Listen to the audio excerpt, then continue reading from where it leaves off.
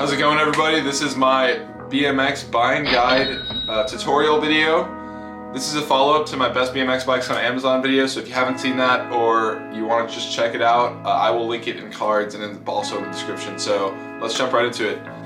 So the first thing I'm going to cover is the sizing of BMX bikes. So there's two things you're going to worry about here. You're going to want to know what you need to get for yourself that's going to be best for you. So if you're a young rider, like you want a BMX bike for kids, you should probably look, depending on your height, for a wheel set that is 18-inch diameter or 16-inch diameter. So if you're under like 4'6" or below that, you might want to look for a smaller wheelbase. So the standard wheelbase on BMX bikes for adults and just in general is 20 inches, but they do make smaller ones for younger kids, just because it's a lot easier to whip the bike around and do the actual tricks with wheels that size if you are a smaller person. So the next thing is going to be the length of your top tube. The top tube is the part of the bike that connects the seat post to the headset. So it goes from the seat post to the headset, and the length of the top tube is going to determine the feel of the bike. So if you're,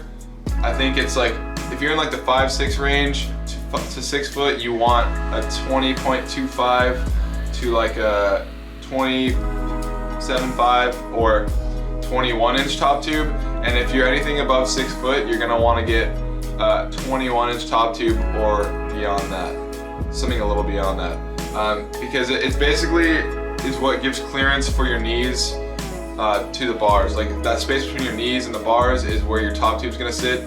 And if it's cramped, you're gonna bump into it all the time, and it's just gonna be an uncomfortable ride, and you don't want that. So that's sizing, wheels and top tube. So the next thing is to make sure you know what kind of BMX riding you want to do before you buy the bike. So I'll just go through the different types, and I would suggest that you just maybe like search some YouTube videos on this, like park BMX, street BMX, dirt jump BMX, and you can decide what you think you want to do. So first is park. We'll go over park. So if you ride park, you're gonna want a bike with a low cut frame, and what that means is that the standover height, so basically the height from your bottom bracket to your seat post, is shorter than other bikes, and that's so you can do tail whips, so you can catch your tail whips, and it makes it a lot easier than a big boy street bike.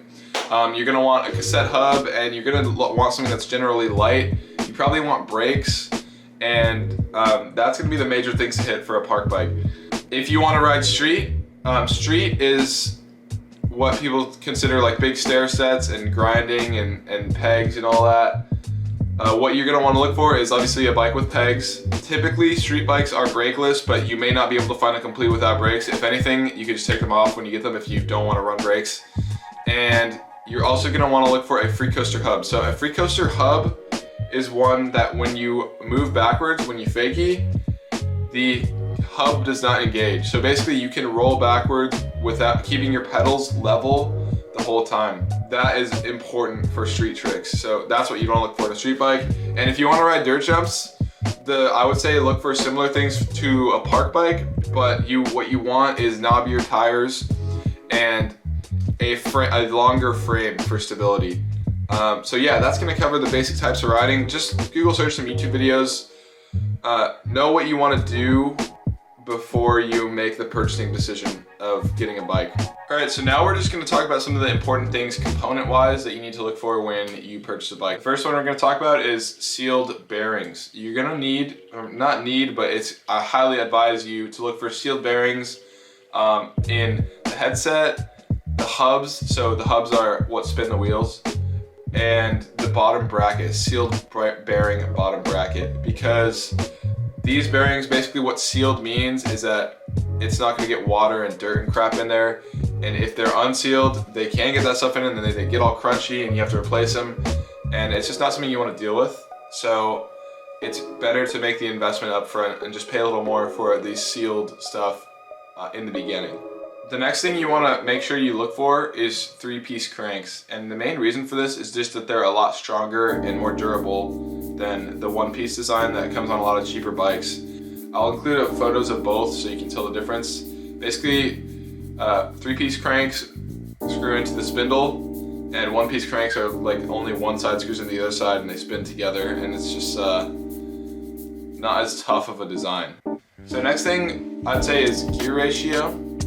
So the gear ratio is the ratio of the number of teeth on the front sprocket to the number of teeth on the back sprocket. So one that's pretty typical is 25/9. That's like a range you should look for.